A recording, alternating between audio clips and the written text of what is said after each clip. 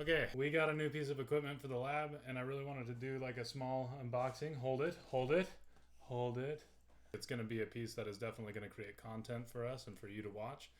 And it was actually a pretty big spend for the lab, I'd say.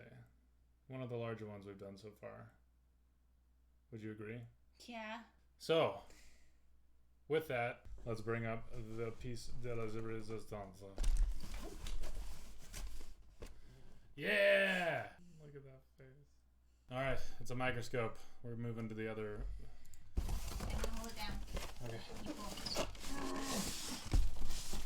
Oh, careful. Careful. Okay. Alright. Wrapped in one. So we've got power cord, the eyepiece, possibly the camera. An eyepiece. It has a built-in camera spot, so we're able to record, and that's why I'm saying that for the channel it's going to help us produce a lot of really great content, I think. Can you hold that down? Oh, It's floppy. which might be intentional. So yeah, we've got a power cord, what might be a camera for the top trinocular, an eyepiece, oil, fuse, and color filter. Two more eyepieces, I assume, for the viewing. Two more eyepieces for your actual eyeballs, not the camera. Tiny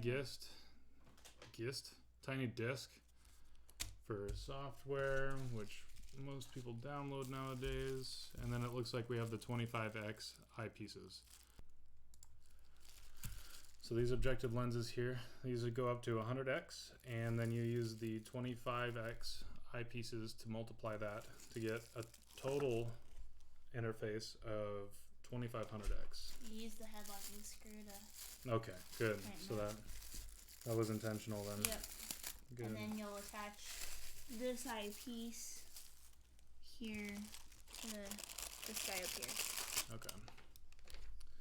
All right. So can we lock it into any? Yeah, like you use we the just screw. need to make sure that it's in there, and then we can tighten it. Just don't know how to tighten it. Okay. There we go. This is the SW380T. But that is the unboxing.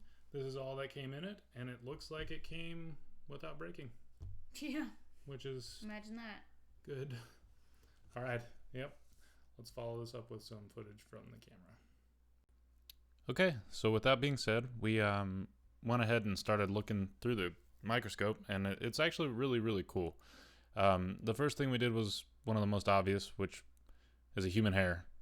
And it was cool to see all the fibers, that the human hair is consistent of. It's got a little dark core there, and we zoomed in a little further. You can see that our slide skills weren't quite there yet because we had air bubbles in it, but it was still cool to get the first images from this microscope.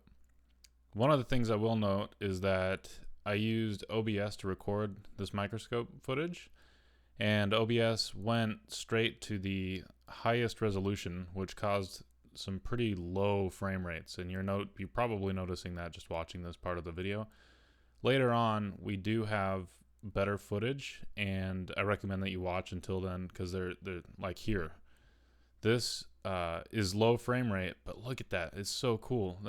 We think that that's a nematode. We're almost certain that that's a nematode, and this was taken just from a little tiny soil sample from our front yard. It's cool to see these like microscopic organisms moving around. We watched this guy for, I don't know, probably an hour and a half before we got bored with him.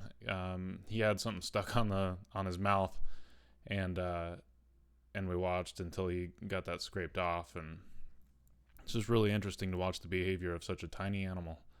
It's really, really cool. But we look at this guy, and then we look at a partially alive earwig, and there are a lot of really cool things about this earwig. We get to see its pincers move at its mouth, and then at its tail end where it's got those really gross looking hook things. We don't get those moving, but we do get to look at the structure of the material, and it's really cool to see, because on the inside of those pincers at his tail end, you'll notice that it almost looks like there's a thicker material. But with all that said, I hope you enjoy the rest of this video. It took us a while to push out. Hopefully we can get that delay time down. But yeah, enjoy the rest of the video. Thank you for watching.